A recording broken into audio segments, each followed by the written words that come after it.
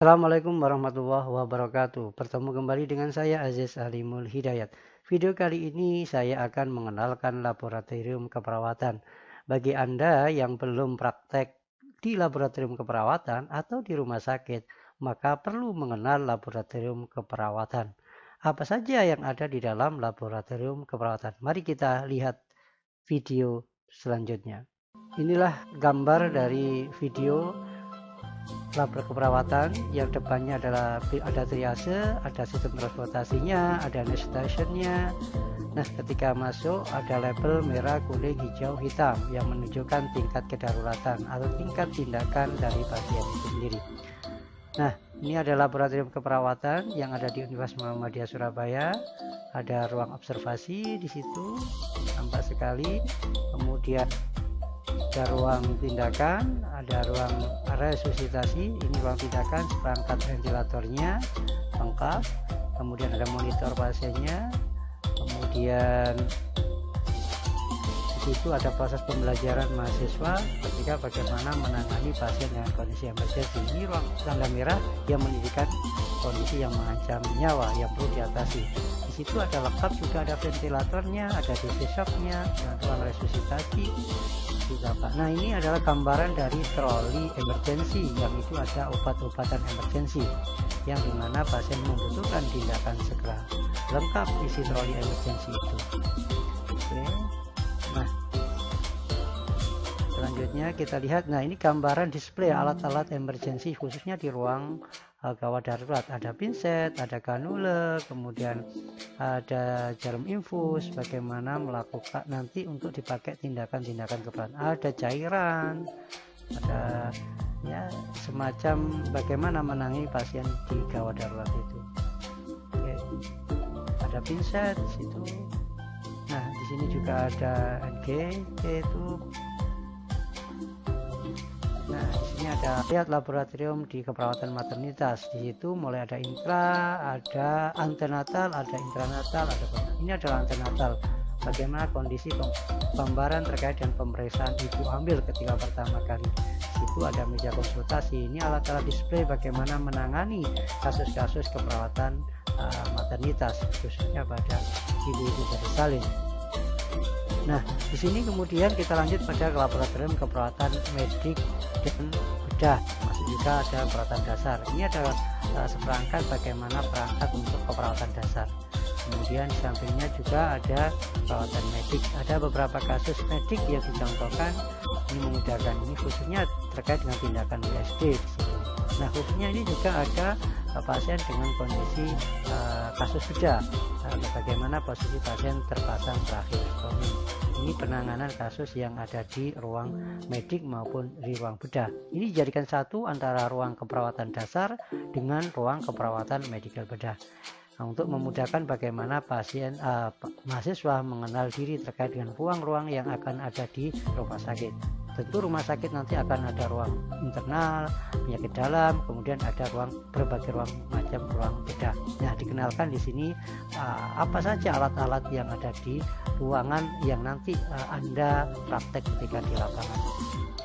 Ini gambaran display dari alat-alat di ruang medik dan ruang bedah. Ya, tentu berbeda dengan kondisi yang ada di ruang-ruang emergensi. Nah, ini gambaran pada ruang intranatal. Jadi kalau tadi ada antenatal, kemudian sekarang ada intranatal. Bagaimana penanganan pasien, khususnya ibu yang mau melakukan proses persalinan. Di sini ada sistem rawat gabung. Bagaimana menangani pasien. Ya, tentu dibedakan antara intranatal yang fisiologis, kemudian juga ada intranatal yang patologis. Ini terkait dengan display alat khususnya di ruang intranatal yang tentu perlu Anda kenal lebih jauh terkait dengan alat-alat apa saja yang ada di dalam laboratorium keperawatan. Nah, kemudian kita masuk ke ruangan anak. Nah, ruang anak ini tentu kita bagi dari sisi ruang anak balita, kemudian anak perawatan ketika anak itu sakit, kemudian ada anak remaja karena terkait dengan usia tubuh kembang anak, kemudian kita masuk ke dalam ruang namanya nanti ada ruang natus yang nanti sebentar akan kita tampilkan. Ini adalah alat-alat di mana tindakan display alat untuk anak balita maupun anak-anak yang anak remaja. yang tentu terkait dengan usia tumbuh kembang harus disesuaikan dengan ukuran alat itu sendiri. Nah, ini masih dalam bentuk display ya. Kemudian ada alat ya, ini kalau nah ini contohnya dari bagian laboratorium neonatus, itu ada di situ inkubator. Kemudian kita masuk ke ruang postnatal. Ya, postnatal itu bagi ibu-ibu yang telah bersalin atau memasang nifas, ini diletakkan pada ruang postnatal. Maka di sana nampak baik nanti postnatal yang patologis dibedakan bagaimana postnatal yang fisiologis. Nah, kemudian ada perbedaan kasus-kasus. Nah, ini terkait dengan bagaimana latihan, bagaimana itu bersalin. Ini ada pojok operasi, bagaimana latihan, bagaimana itu. Kemudian masuk di ruang gerontik. Ini ada gambaran desain bagaimana menangani pasien-pasien kondisi lansia nanti ketika ada praktek di ruang gerontik. Ini alat-alat bantu berjalan bagi lansia. Kemudian masuk ke ruang jiwa.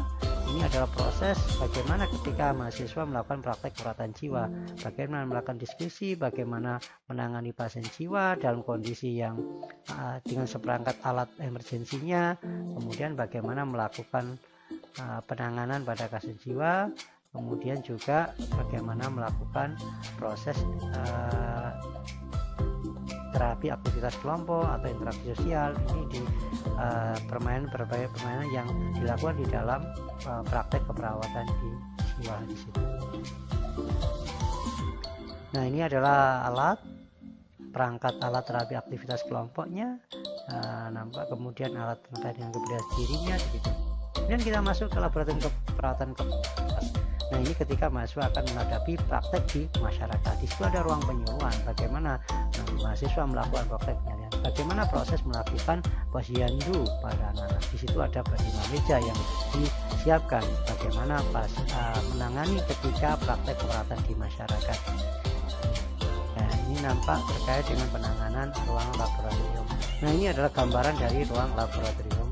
Nah, kemudian di sini ada ruang skill lab dan kemudian juga ada laboratorium anatomi untuk mengenalkan laboratorium keperawatan khususnya dalam ilmu biomedik.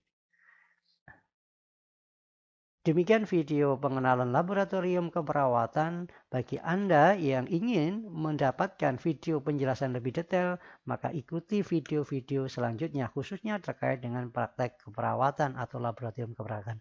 Terima kasih. Assalamualaikum warahmatullahi wabarakatuh.